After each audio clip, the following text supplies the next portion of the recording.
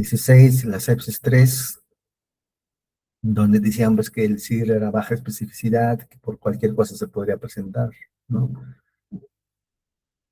Y seguían con ese término de la sepsis severa.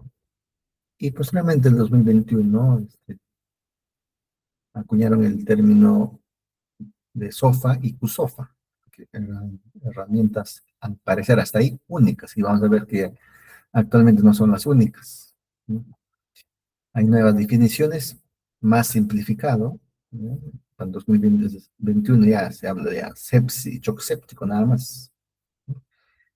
Y posteriormente en el 2023, que se ha hecho la última actualización, que debería salir ya prácticamente es, meses o el próximo año a más tardar la siguiente guía.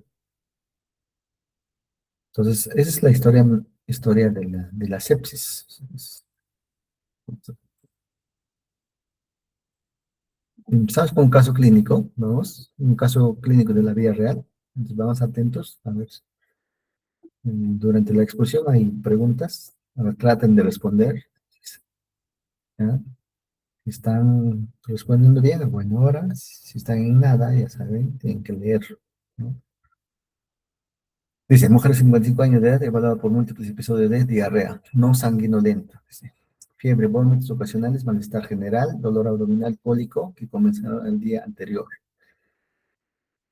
Dice, es médico veterinario, el paciente, ¿no? Diabético, desde hace 5 años, con tratamiento irregular, con metformina, hospitalizada por NAC severa, ¿ya? Hace 5 meses. Y hace un mes adoptó como mascota una serpiente de maíz. Claro, que es veterinario, ¿no? Su mascota es una serpiente.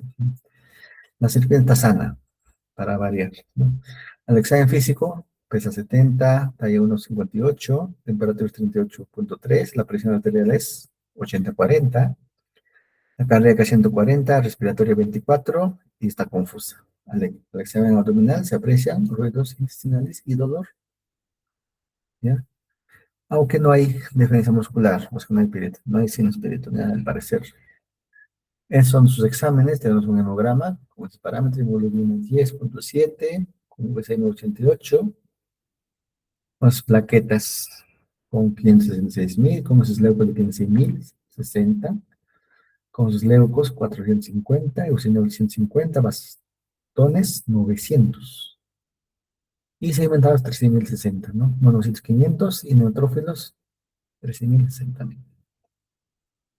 Tenemos la creatina en 1,9 con una urea de 120,2, glucosa 181, depurando 40, y PCR 189 y visión láctica 547. El perfil de coagulación tenemos un TP22, TTP a 63, fibrinogen 150 y NR 1,9, ¿no? Tenemos un examen de orina con esa densidad, pH 6, hay proteína en 2 cruces y hay leucocituria y hematuria. Tenemos una gasometría de esta fecha, ¿ya?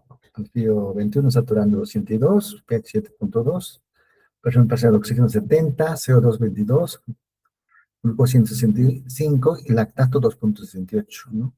Bicarbonato en 13 y el en 9. Entonces, sacan su diagnóstico hasta ahí. Está con el urea 2,3, bilirrubina 3,5, directa 2,5, indirecta 1.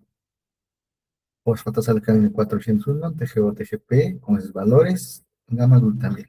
Así va a venir en el caso clínico, ¿no? Bien. Puede poner un caso clínico de 0 a 5 a 10 preguntas, ¿no?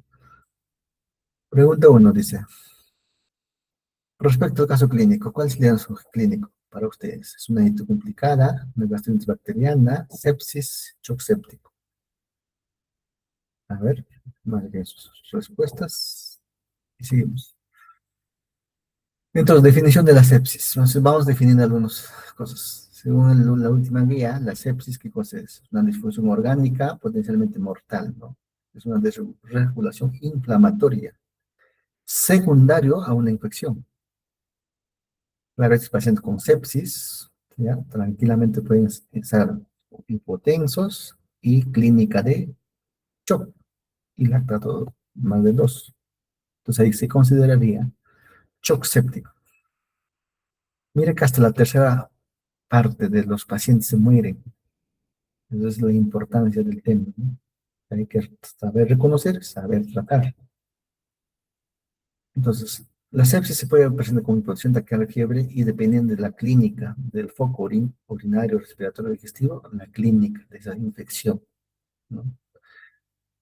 Clínica indirecta, la piel moteada, incluso hay un test llamado test de moteado, ¿no? Ya la capilar prolongada, ligure, eso les tiene que llamar bastante la atención. El resto de los síntomas signos va a depender de cada infección de cada órgano o sistema. Con todo lo anterior, respecto al caso clínico, ¿cuál sería la probable etiología? Según su antecedente, su cuadro, ya ve que estoy soplando ya. Salmonella, Aeromonas, Campylobacter, Pseudomonas aeruginosa o Klebsiella. A ver,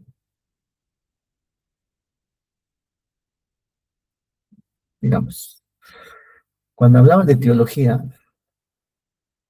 de antemano puede ser bacterias, virus, hongos, algunos parásitos, ¿ok? De antemano en la cabeza están las bacterias, ¿no? Las bacterias. Dentro de ellos, gran positivas, gran negativas. Todavía predominantemente gran negativas. Sí, gran positivas. Pero ¿cuál de ellos? Gran positivas. Estaremos en un neumococo, estreptococo, estafilococos.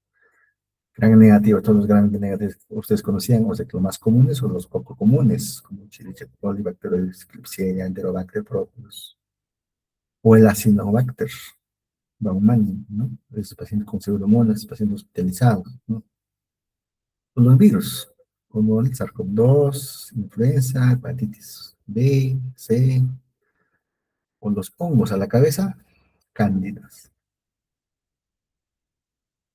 Entonces, hay sitios primeros de la infección, por ejemplo, a la cabeza. ¿Qué infección es? La pregunta sería, ¿qué infección es más frecuente? En forma general. Y llegan a la sepsis. ¿Qué infección? Infección respiratoria, ¿no? Respiratoria. Desde un proceso de una bronquitis, una neumonía, un EPOC, ¿no? Una hipertensión pulmonar, respiratoria.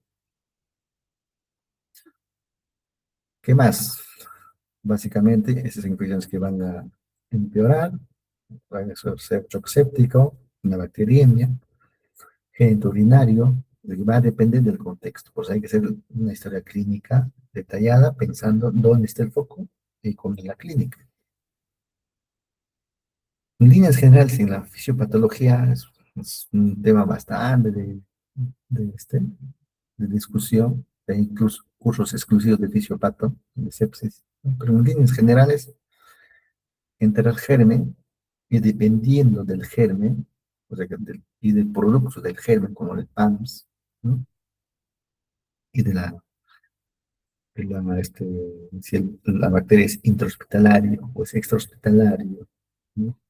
Si el paciente tiene alguna comorbilidad, la fisiopatología se debe dividir así, en forma sistémica. Se va a activar el sistema de complemento, se va a activar el sistema de coagulación, los mediadores ya a nivel del endotelio, a nivel sistémico se van a empezar a actuar, de tal manera que van a tratar en lo posible eliminar, ¿no? Eliminar el germen que está ahí, ¿no? Por lo tanto, esa inflamación es tan severa, ¿ya? Que ya no va a hacer daño, ¿no? Finalmente puede haber, inclusive, formación de microtrombos. Si hay microtrombos, al final, ese microtrombo puede ser isquemia. Esa isquemia va a ir a los órganos nobles. ¿No? Ejemplo, riñón, corazón, pulmón, suprarrenal, ¿no? Esa vasodilatación extensa, que como todo el endotelio va a estar inflamado, va a ser hipotensión. Entonces, más hipotensión, más hipoperfusión, ¿ya? Finalmente puede llegar a falla multisistémica, ¿no? ¿Por qué? Porque va a haber alteración en el medio interno, alteración de coagulación, ¿no? Alteración de TOL, cascada inflamatoria, inclusive, ¿ya? Por la interleucina 10. Ustedes saben que la interleucina 10 es como un inhibidor, ¿no? Puede haber inmunosupresión, o sea que por la misma sepsis, ¿sí? Cuando es una sepsis, dependiendo del germen, puede crear algún grado de inmunosupresión, entonces eso es algo negativo para el paciente. De tal manera que estos pacientes, cuando se complican, tranquilamente pueden hacer un síndrome de estrés respiratorio. Es por eso que la sepsis es la primera causa de síndrome de estrés respiratorio del adulto. Tranquilamente pueden terminar como shock séptico, shock cardiovascular, shock distributivo, ya puede ser injuria renal, injuria cerebral, injuria medular, ¿ya? Hacen anemias inflamatorias,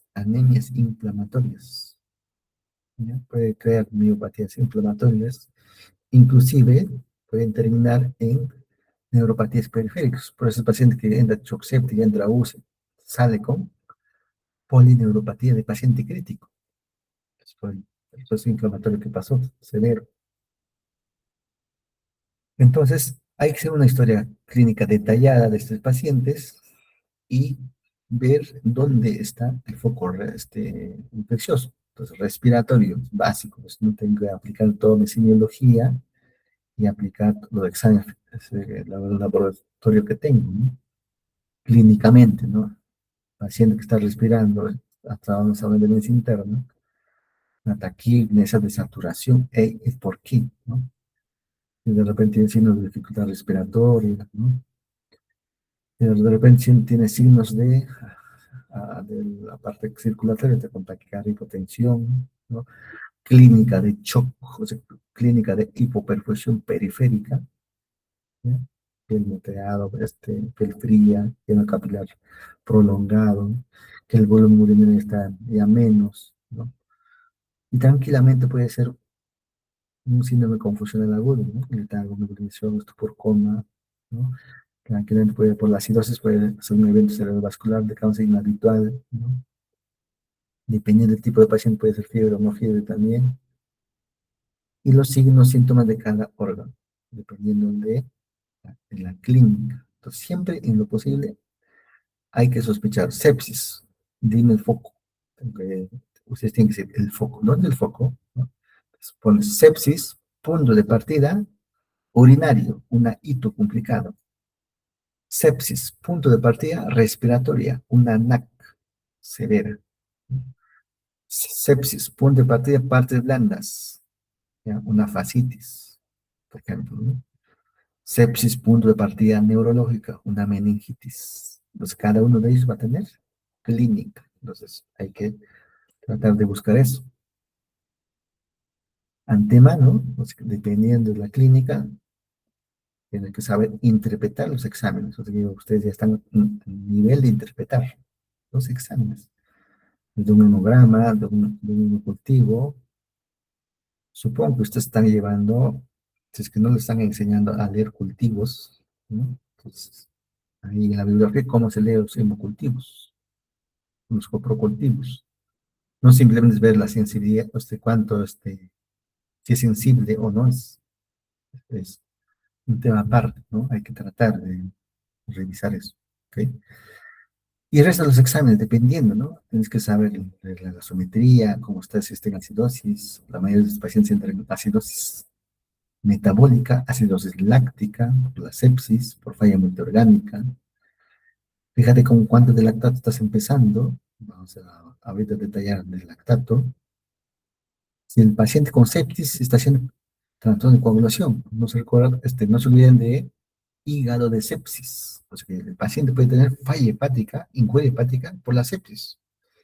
Y si esa es aguda, tranquilamente el TP dinero está prolongado. El paciente sangra, ¿no? Y las transaminadas también están más de 3 veces de su valor. Tranquilamente puede ser, ese paciente puede ser hipoglucemia, ¿ya? Dependiendo si hay compromiso a nivel de la suprarrenal. Y hay que ver también si el paciente es diabético o no. Y el perfil renal, pues, ¿no? O sea que sepsis, punto de partida respiratoria. O sea que ¿tienen que tener examen de orina o no? Sí, pues, ¿no? Sí. No es que estés pensando también en foco renal, también podría ser, estás pensando si hay injuria renal. Pues tiene que tener mínimo un examen de orina, ¿no? Mínimo un examen del perfil hepático, como le dije.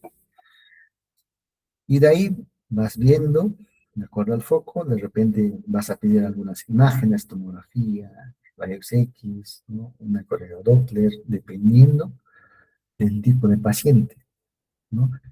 Y sí o sí, el cultivo, no se olviden, porque si el foco es urinario, lo mínimo que tienes que hacer, pues, examen de orina y urocultivo antes que inicie antibiótico, ¿no? O sea, que saca los exámenes y inicia antibiótico, ¿no? Claro, el antibiótico, el urocultivo va a tener de 3, 5 días, ¿no? El inocultivo va a ser de 5, 7 días, pero ya le sacaste, y empíricamente para que estés iniciando el tratamiento, pero previamente hay que sacar los cultivos básicos. Entonces, por ejemplo, este dato es nuevo, posible refinamiento del criterio de sepsis, aparte del lactato, pues, por ejemplo, en la sepsis, anteriormente decía que el lactato daba bastante importancia del valor pronóstico, decía que el lactato más de 2, mayor probabilidad de que se empeore, lactato más de 4 el paciente está re mal, ¿no? Entonces vemos que el lactato por sí solo no es concluyente, no es tan preciso. Actualmente se están estudiando otros biomarcadores, ¿no? Para ver el daño endotelial, el SREP1, la angiopoyetina 2, posiblemente para los siguientes guías que van a salir, va a salir ya en la guía, ¿no? Claro, una cosa es que salga y se aplique en los países del primer mundo, ¿no? Pues nosotros todavía seguimos con lactato, ¿ok? Entonces hasta ahí, si están al tanto, a ver, respecto al caso clínico, como clasificó mi paciente, si está en falla orgánica o requiere unidad crítica o piso. Es siempre la pregunta, ¿no? El paciente está con sepsis, ya. ¿Dónde lo paso? Unidad crítica, ¿no? Le paso a piso general, o sea, piso, en este caso el hospital de tercer piso. ¿Cómo hago eso, no? ¿Será por el antecedente del médico, por el antecedente médico del paciente, por el ataque de la fiebre, en el caso, por la hipotensión, por resultados gasométricos, o cálculos según las escalas de condición clínica? ¿Cuál marcarían ustedes? ¿Mm? A ver, marquen. Entonces, ¿cómo sé que hay una disfunción orgánica?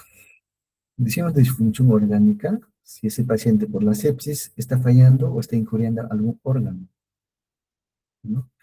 Entonces, básicamente hay herramientas para clasificar eso, ¿ya? Empezando desde QSOFA y SOFA,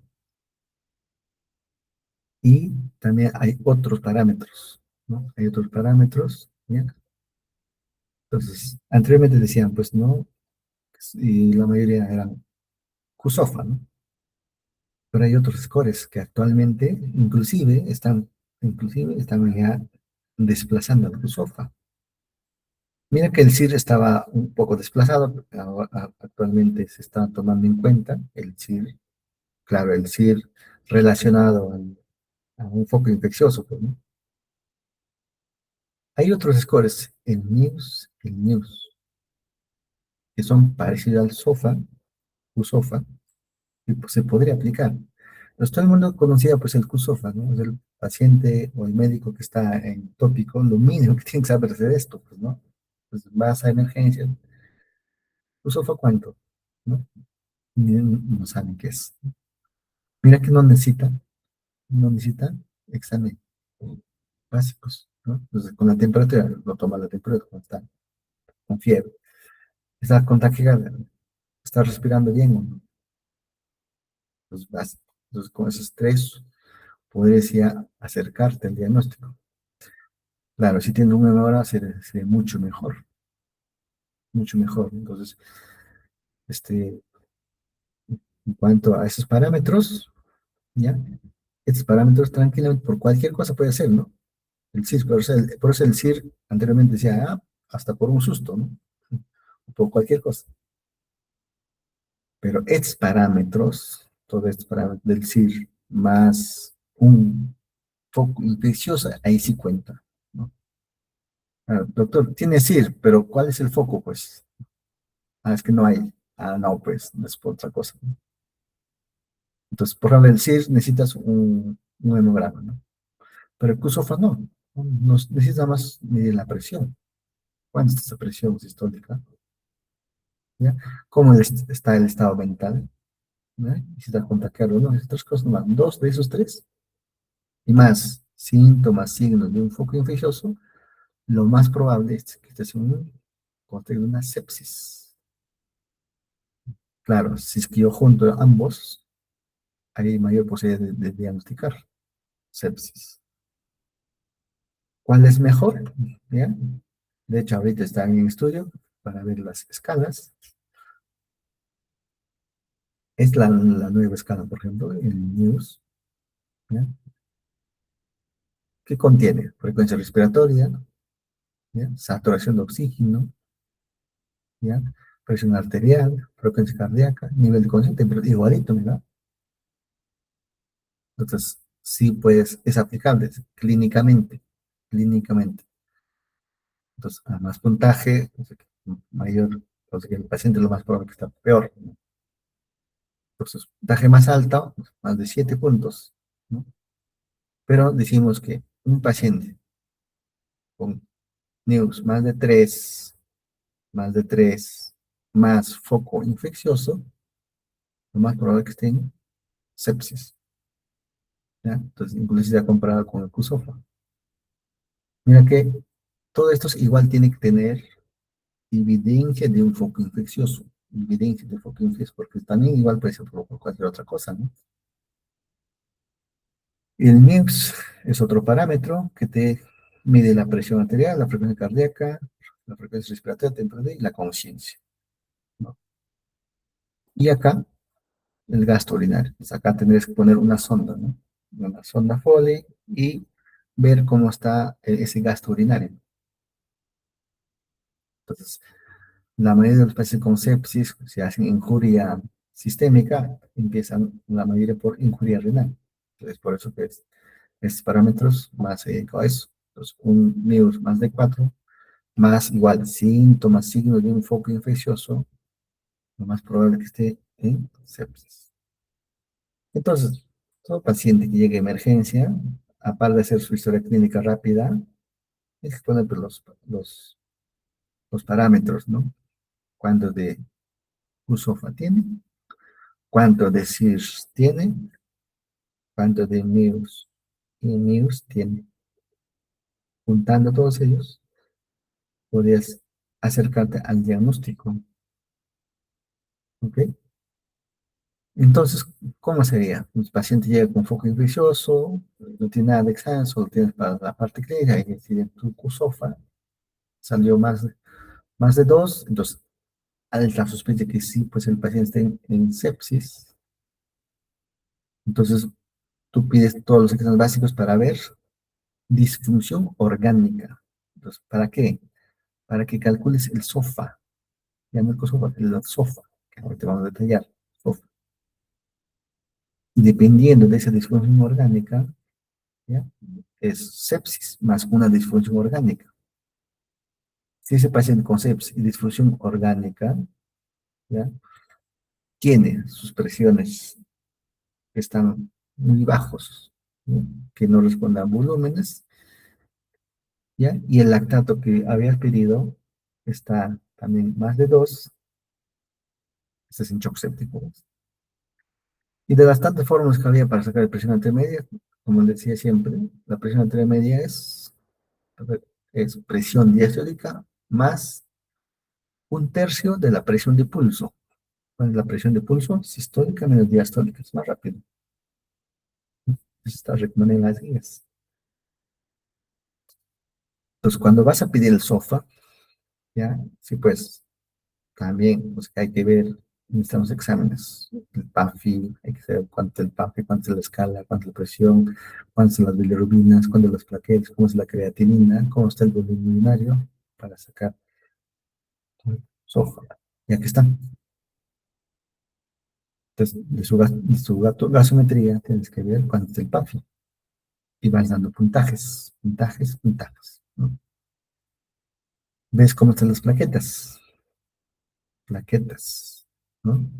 Hay que ver, ¿ya? En este caso estamos hablando de un proceso agudo, por si acaso, agudo, agudo. ¿Ya? Bilirrubinas, ¿cuántas las bilirrubinas? ¿Ya? Entonces, cuanto más bilirrubinas sea, nos dando más puntaje. ¿Cómo está la parte del sistema nervioso? ¿Ya? Solo cálculo del Glasgow. ¿Cómo es el Glasgow? Y la creatinina, básico, la creatinina, ¿cómo está? Entonces, ¿cómo sabes que hay disfunción orgánica? Pues hay disfunción orgánica. ¿Pero cuál? Tiene disfunción orgánica respiratoria. Entonces, supongamos que todo está bien, ¿no? Respiratoria. ¿Por qué? Porque el PAFI está menor de 100. ¿Y qué es? Una sepsis, punto de partida, respiratoria, una NAC severa. Y está en shock. Ya, ¿qué disfunción orgánica tiene? Respiratoria.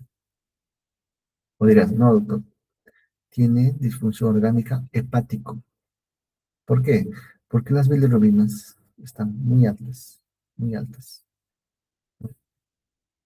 No, tiene disfunción orgánica a nivel cardiovascular, porque la presión arterial media y el lactato están altos y estamos usando vasoactivos. O sea, tiene disfunción orgánica a nivel cardiovascular. Tiene disfunción orgánica renal, igualito. La creatina, mucho cuidado cuando hablamos de creatina, estamos hablando de agudo, no crónico. O sea, que un paciente con enfermedad renal crónica y mundial, su creatinina siempre es 4, vamos a poner pues puntaje de 3.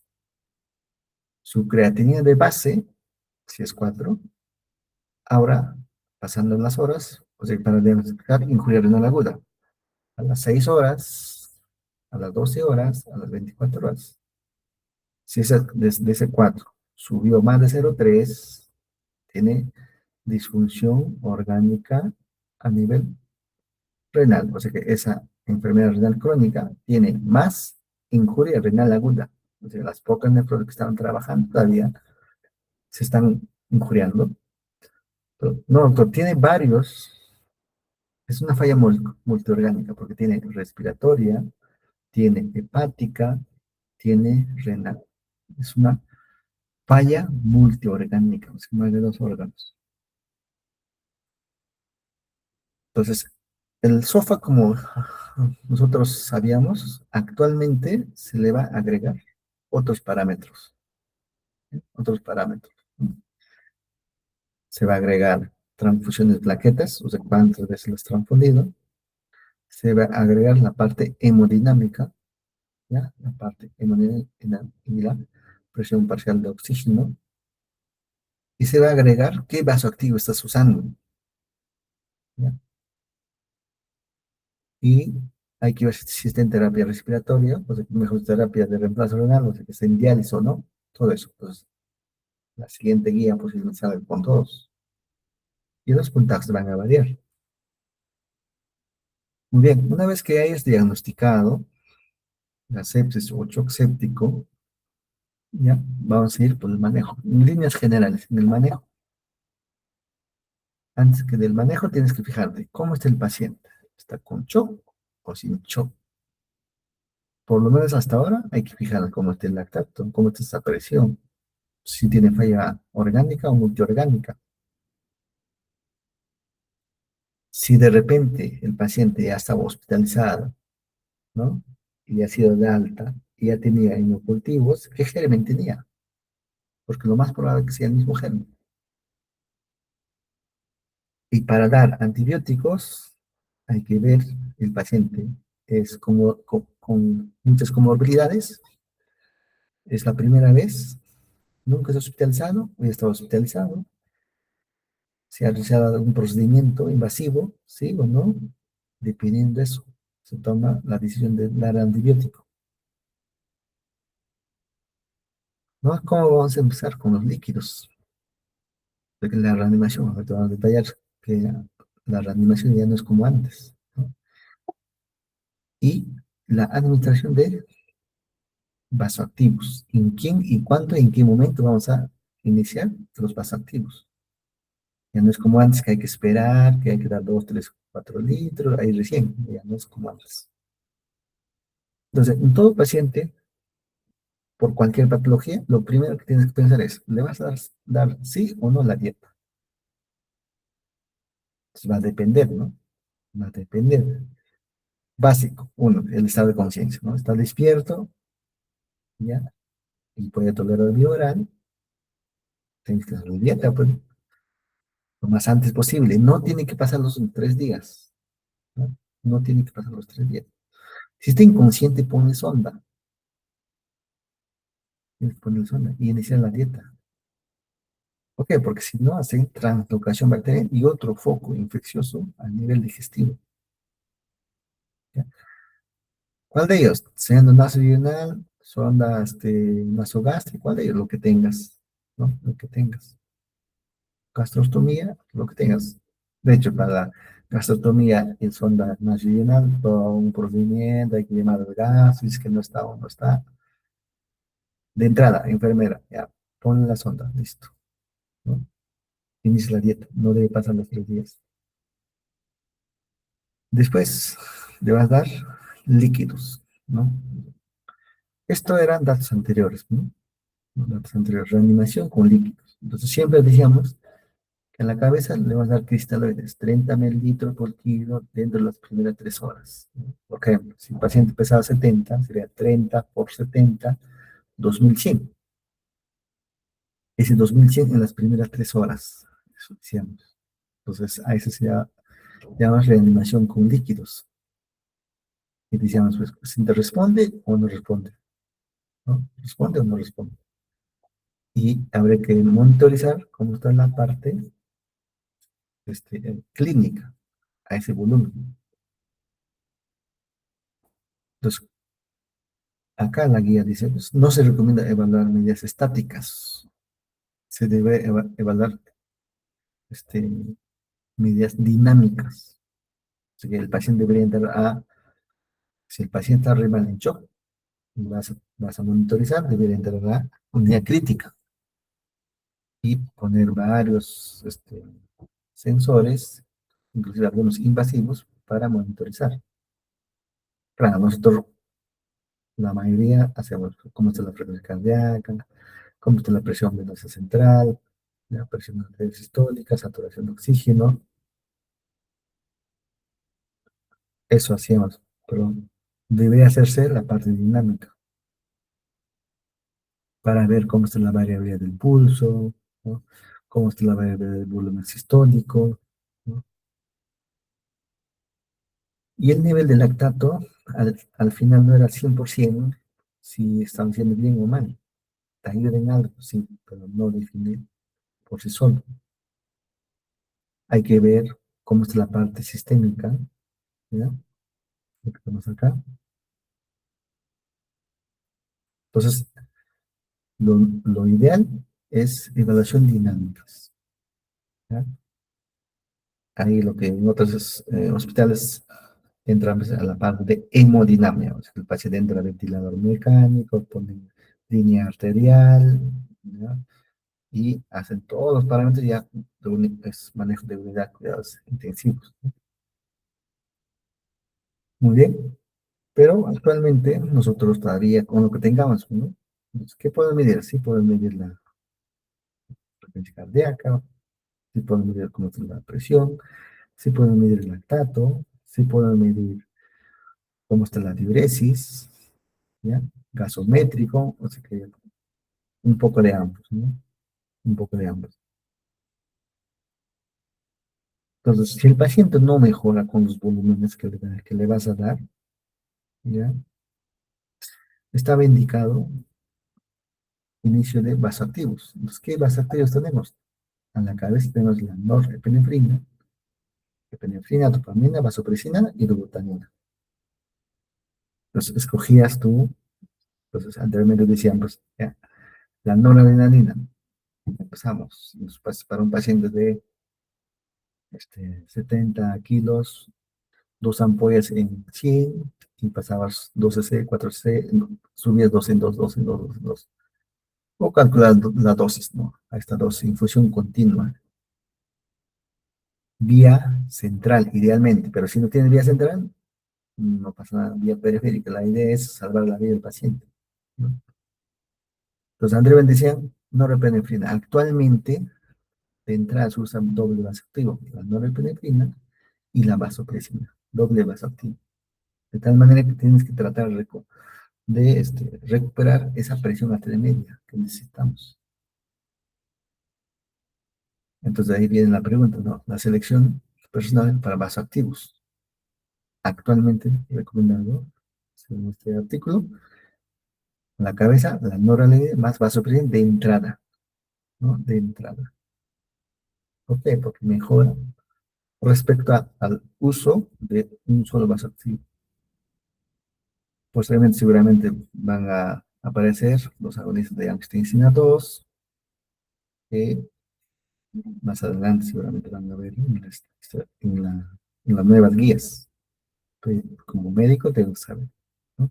Que hay nuevos, actuales, como la angiotensina 2 para el shock refractario.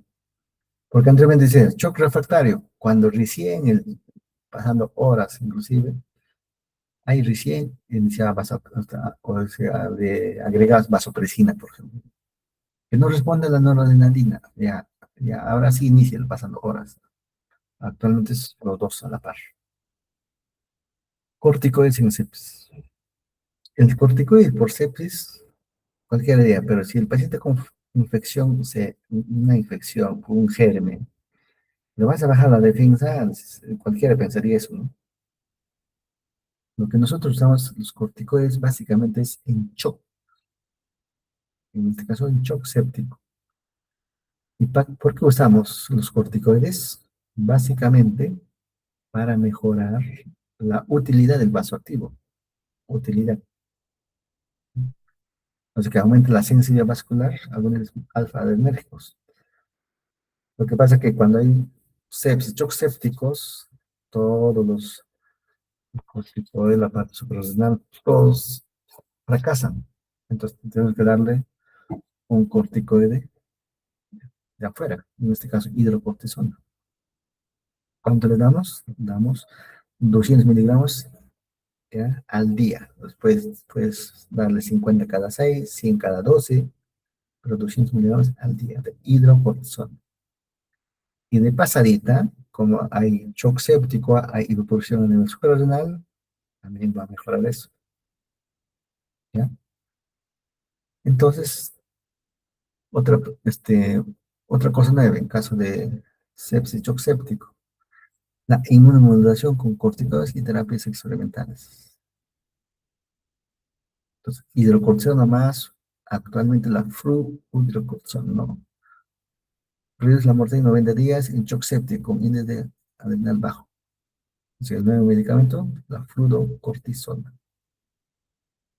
Y ojalá que porque en Lima sí hay, ¿ah? Acá no tenemos. Terapias experimentales, ¿ya? A ver, interleucina 7, que está en estudio, posiblemente ya salga. Y con todo lo anterior, pueden responder estas preguntas. Respecto al caso clínico, seguimos con el caso clínico. ¿Cómo sería el manejo de volumen endovenoso en este paciente? ¿Cómo lo pasaría? Pasar a chorro 3 litros de suero fisiológico, poliginila retos endovenoso, de 1 litro hasta mejorar la presión arterial aceptable, hidratación oral con suero oral, dextrosa al 5%, 1000 en 1 hora, manejo con lactato de Ringer con monitoreo estricto. A ver, ¿cuál sería? ¿Mm? ¿Ya? ¿Seguimos? Pues como les decía, el reto de fluidos, ¿ya? El reto de fluidos actualmente es personalizado, o sea, para cada paciente diferente. Ya no 30 veces en las primeras 3 horas, sino es más, hay que tener mucho cuidado. Actualmente es de 20 a 25. Y no esperamos las 3 horas, sino, si es que no responde, iniciamos más activos, no hay ningún problema. Entonces, el resumen de este diapositiva. La reposición de fluidos, ya no es como antes, no hay que encharcarlo. ¿Por qué? Porque puede irse a la sobrecarga hídrica. sobrecarga hídrica. Entonces hay un enfoque más restrictivo, como les decía, ya no es de 30, sino 20, 25. Si no mejora, inicia los activos. Y si el paciente tiene hipoalbuminemia, tú sabes que la hipoalbuminemia hace que la presión oncótica esté disminuida y por lo tanto todo el cloruro o la policía que le vas a poner endovenoso se ve al extravascular y no te va a ayudar nada. Entonces, para que te ayude en algo, si el paciente tiene hipoalbuminemia menor de 2, dale con albúmina humana, albúmina humana 20%. ¿Mm? Entonces acá tenemos una terapia, una tabla comparativa de las cosas que tenemos. ¿Qué tenemos? Tenemos solución a o sea, nuestro suero fisiológico, ¿no? Con todos sus componentes. Versus lactato de Linger. Creo que esto hemos hablado en Carlos. Entonces, tú escogías cualquiera de ellos. Ahora, el suero fisiológico está siendo desplazada por lactato de Ringer, pero mucho cuidado. Lactato de Ringer con tu lactato que pides. Esa es la contra, ¿no? Y otros componentes. Pero en líneas generales, ¿qué tenemos? Tenemos cloruro de sodio. Seguimos con nuestro cloruro de sodio. Entonces, ¿cómo hacer esta pregunta? Respecto al caso clínico, según la sospecha clínica del germen causante, ¿cuál sería el tratamiento antibiótico empírico? A ver, los que me están siguiendo, ¿ya? A ver, ¿cuál sería? Meropenem, vancomicina, levofloxacino, ceftriaxona o pipetazo. Unas preguntas sencillas, ¿no? Aquí hay que ponerle dosis, cositas, ¿no? Para que el alumno caiga. No mentir, ¿ya? Entonces, antibióticos in sepis. Entonces, vamos a hablar antibióticos in sepis. ¿Cómo va a ser? ¿No? Entonces, dice, pues, lo más antes posible, inicia antibiótico. Si tu paciente tiene sospechas altamente que es con sepsis, saca los exámenes básicos y dentro de ellos el cultivo, inicia, que no pase más de 1 hora para iniciar el antibiótico. ¿Pero qué antibiótico hay? Depende. Pues, por eso hay que ver el tipo de paciente, no es, sí, no es tan sencillo, ¿no? Hay que ver qué tipo de paciente es, hospitalizado, ya ha tomado antibióticos, es comorbilidad, es añoso, recibió de repente alguna terapia o recibió de repente un tratamiento invasivo o es por algún dispositivo, va a depender, ¿eh? Va a depender. Entonces, si es un foco neumónico, dependiendo de la neumonía y del germen que tú estás pensando, puedes empezar desde una ceftriaxona. Claro, un paciente que por primera vez pisa el hospital, ¿ya? Primera vez pisa el hospital, ahora mero banco, toits, mero banco. No puede ser, ¿no? Primera vez que está pisando el hospital. Encima es del campo. Inicia con ceftriaxona, ¿no? Y si es una NAC, ya pues inicia con ceftriaxona, más de repente una quinolona o alguna citromicina, una NAC. Si es abdominal, igual, que germen está sospechando. Pues hay que dar. Porque inicialmente tratamiento empírico, porque recién vas a tener el germen en sí, ¿no? O sea, tú clínicamente tienes que acercarte, ¿no? Porque esa clepsia común y corriente, o sea, que la paciente que viene por primera vez, que nunca pisó a un hospital, nunca tomó un medicamento, no le vas a dar amicacina, pues, ¿no? ¿No? Entonces, versus un paciente que sí, pues, varias veces hospitalizado y tu recurrente, es más, ya en su casa ya estaba tomando antibióticos, ay, pues está sospechando una bacteria de espectro ampliado. Ahí, de repente, podrías empezar con antibiótico un poquito más, de repente, pensando en un BLE con meropenem, ertapenem, pero tienes que justificar, tiene que ser justificado.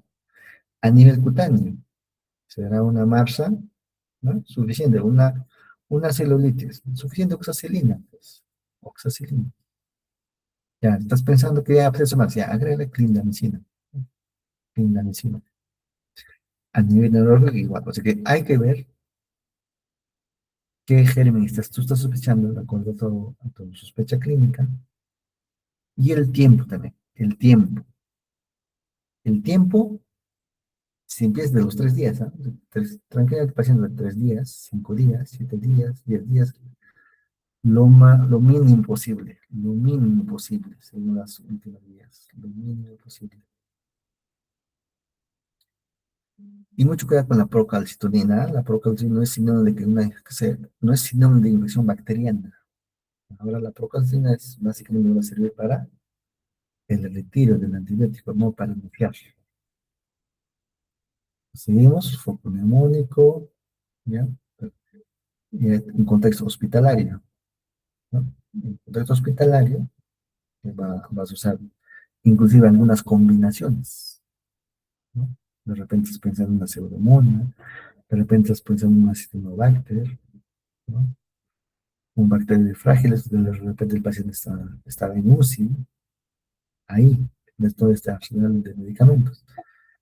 De antemano se supone que ustedes ya saben todas las presentaciones de los versos, contraindicación de cada uno de los antibióticos, ¿no? Cómo se autoriza. Entonces, actualmente, horario, o sea, cada 8 horas, cada 12 horas, cada 6 horas, o infusión continua, ¿no? Actualmente, infusión continua. O sea, la dosis total, infusión continua versus horario. Actualmente, infusión continua. Ya, si no vas a pasar infusión continua, pásalo tengo unas horas, ¿no? No involvo, ¿no? Este es otro tema de discusión. Dice, desescalación más agresiva de antibióticos. Desescalar. O sea que tú eres antibiótico fuerte, si ya tienes todos los parámetros, los cultivos, todo, tranquilamente puedes empezar a desescalar. O sea, no te vas a quedar con banco los 14 días, por ejemplo. Si tu paciente está ya bien, ya sabes el germen, tranquilamente puedes empezar a desescalar, o sea, dar un medicamento que sí que cubra ese germen, pero que sea de menos potencia. A eso se refiere. ¿Con qué te guías? Con procalcina y el PCR. ¿Ya? Procalcina y el PCR. De hecho, hay nuevos antimicrobianos, ¿ya? Antimicrobianos que ya vienen en combinaciones, por ejemplo, con los antibióticos, que actualmente están en prueba. Otro dilema es oxígeno. ¿Le damos oxígeno a todos los pacientes con sepsis? La respuesta es casi a todas. ¿Por qué? Porque la mayoría hacen injuria respiratoria, ¿no? Injuria respiratoria. Claro, hay que ver pues, el tipo de paciente, ¿no? Si el paciente es con comorbilidad o sin comorbilidad y la edad, ¿no? Entonces, dependiendo, entonces, nosotros por NEMO ya sabemos indicación y contraindicación de cada uno de ellos, ¿no? Signoterapia. ¿Ya? Alguno de ellos va a entrar a ventilación mecánica. Pues, ¿quiénes van a entrar a ventilación mecánica? También, ¿sabes? Eso no va a cambiar. Y es que algunas cosas ya se repiten. ¿Ya? Y los parámetros, claro, esto hay que tratar de saber por lo menos esto, ¿no? Porque es un montón de parámetros ventilatorios, ¿no? Parámetros ventiladores recomendados, ¿no? Que el volumen tidal que sea 6 a 7, que la presión de pico esté menos de 35, que la mesa es menos de 30, que la frecuencia es menos de 35, que el frío es menos de... O sea que son los parámetros esperados de un ventilador mecánico en contexto de una paciente con sepsis. Las transfusiones, o sea que en un paciente con sepsis, ¿le vamos a transfundir sí o no? La respuesta es sí, pero también va a depender. En cualquier situación, por cualquier cosa que sea, si el paciente tiene hemoglobina menor de 7, hay que transfundir. Ten en cuenta que cuando tú le estás transfundiendo, le estás pasando volumen. Volumen. Ahí tienes que sumar a tu balance, ¿no? Si el paciente tiene 7 a 8, pero tiene algunas veces comorbilidades, es un paciente con cardiopatía isquémica, insuficiencia cardíaca, si tiene 7 a 8 de hemoglobina, hay que transfundirlo. Si tiene algún factor de riesgo, de repente el paciente está con este ventilador mecánico, tiene 7 a 8, con ventilación mecánica, con estos parámetros. También hay que transfundirle para que te globular. Mira que el paciente que tiene hemoglobina de 8 a 10 y está en ventilador mecánico, hay que transfundirle. Si el paciente por cualquier situación, su hemoglobina es de más de 10, no requiere transfusión de paquetes globulares. Este es nuevo, ¿no? El pronóstico y secuelas, reconocimiento de sepsis postcrítica. Hemos dicho que la mayoría de sus pacientes, cuando entran a unidad crítica, están en ventilador mecánica, están con shock séptico, con falla orgánica, cuando sobreviven, la mayoría es con algún grado de secuela. ¿No? Si es que sobreviven, grado de secuela. Actualmente, si hay algún riesgo de eso, hay protocolo de rehabilitación temprana, o sea, rehabilitación desde UCI. ¿No? Antes esperando empezar, que suba a PISA, y recién rehabilitación. Muy bien. ¿Hasta ahí alguna pregunta?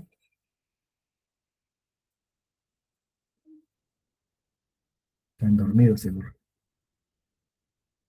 No, doctor, no, todavía. Bien, no hay ninguna duda. Al parecer no. Todo está en modo pijama, ¿no? Y las respuestas dice pídeme, doctor. Está en la de Apple. Remedy, tu respuesta ahí está. Viendo, ya ves. Veanlo de vuelta, ahí está. Listo, así quedamos entonces. Si no hay ninguna pregunta, quedamos ahí. Ya nos vemos. 10 preguntas de sepsis en el examen. No, doctor. Gracias por la clase. Doctor, disculpe, la última clase, ¿cuándo podría ser? El día de mañana he intentado encontrar en su horario disponible, que usted me dijo, pero está ocupado por el curso de gineco y el curso de gineco y creo que mañana no va a ser posible. No sé si el día miércoles podríamos ya terminar con las clases. Miércoles. En la tarde sería Sí. el turno. ¿Qué horario Miércoles, sería? miércoles, ¿a qué hora? Mediodía.